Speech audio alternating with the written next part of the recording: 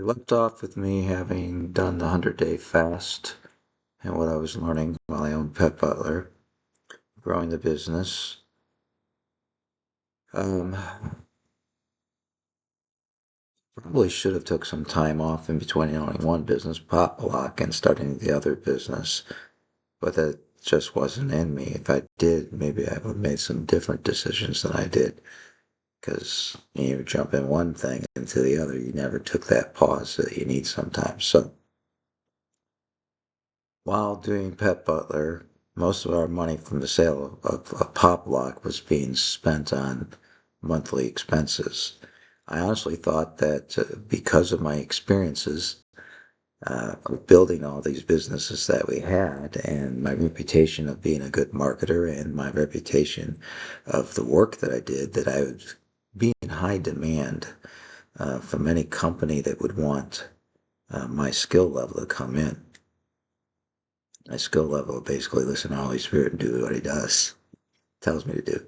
Um, so again, using the internet and using a company to send out resumes. No, I did a lot of internet resumes and stuff. Either I didn't understand it, or people just didn't like me, or because of the economy that was happening under Obama, nobody was spending any money to bring anybody on, even if they were qualified. So, yeah, your money's going. You're paying your own health insurance now that your company paid, and it was good coverage, so it's good premiums. You don't want to give that up, so that starts draining pretty quick.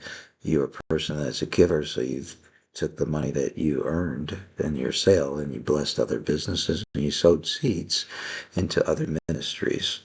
And I'm so thankful that the ministries that I've sowed into are doing good work still today.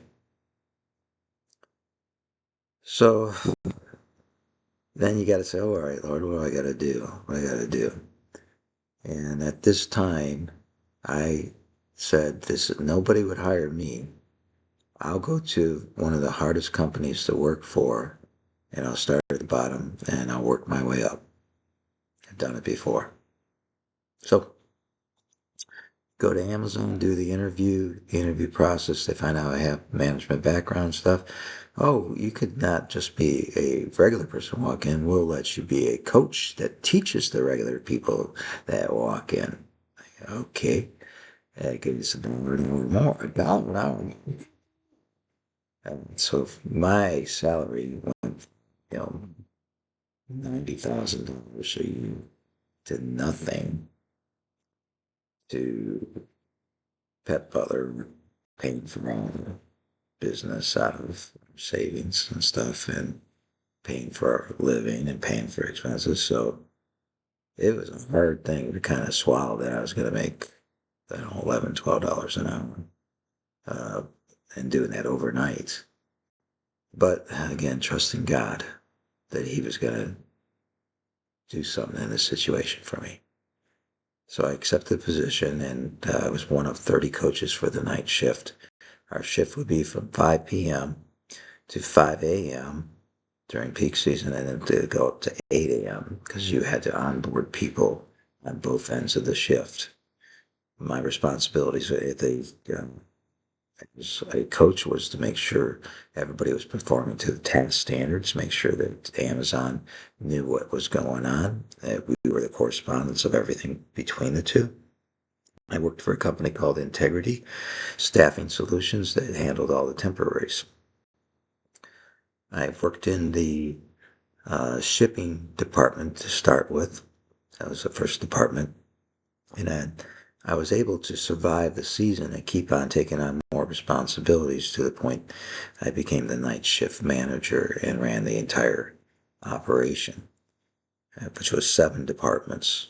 And my responsibility there was to make sure that all employees' HR issues were taken care of, that all medical issues were taken care of, and that I would go out and do the counselings and things to all the employees and let them know where they stood and where they needed to go, and make contact at least once a day with everybody. 15 to 2,500 people. Yeah, $12 an hour. Yeah, maybe $11 an hour. Anything you do it unto the Lord, and you do your best, and you look for the opportunities of God to shine through you. I knew in Amazon people saw Christ in me. I know they saw the miracles that God did right before their eyes in my life. And we'll see if I can remember them as we go along here. But to make rates, that was part of the biggest problem for everybody. And Amazon didn't care if you couldn't make rate. If you got 2 to 3 weeks to do it. If you didn't do it, then we had to cut you and get you out. So our process was try to make sure these people had every opportunity to succeed. And so you're coaching literally. You're coaching every individuals. You're looking for the leaders in there and hoping that they'll help you and help their friends do it. And you're constantly trying to humble yourself before them and prefer them so that they know that you are seriously wanting them to succeed in this area. Um, Being a go-between between integrity, the employees, the Amazonians, and the Amazon management. There was a lot of angles coming at you. And I believe in all areas they saw Jesus in me. They saw the goodness of God in me. This is the way I conducted myself and talked to people. God gave me favor in that place when I didn't deserve favor, too. They're very strict on rules, very strict on different things. And I had need sometimes to have some grace, and they were able to do it for me because they appreciated what I was doing. Um, all right, so at Amazon, I worked there about 3.5 years, and I got friends from there still that watched my life and saw what God was doing. They know the story and how far it goes and the neat things that God has done in my life. It's exciting when you put your life on display. They watch the entire life if you make it's good. It's good. So I'm looking for the opportunity there, and I built friendships that way. Now, one of the things God did for me was I injured myself playing football.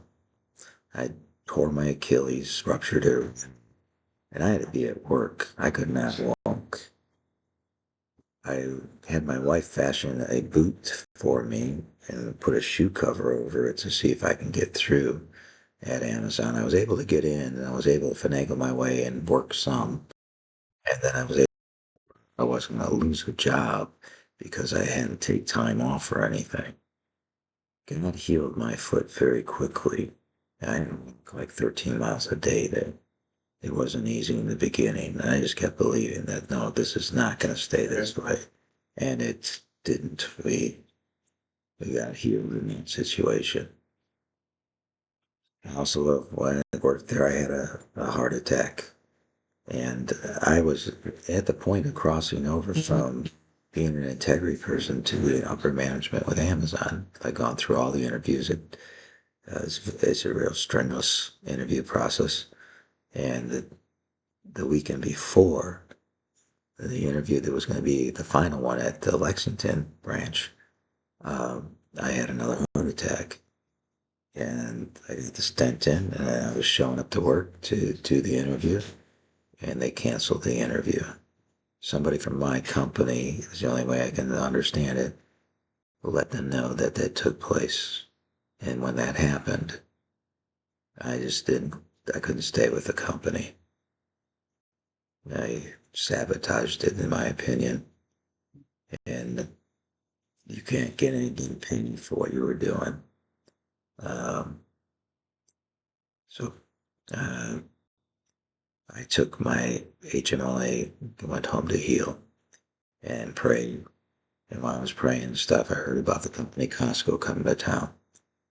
I sent them a electronic resume, and I stopped in at their trailer and left a resume, and I ended up being the first person that they called and going through the interview process. And I'll pick up the story at Costco next.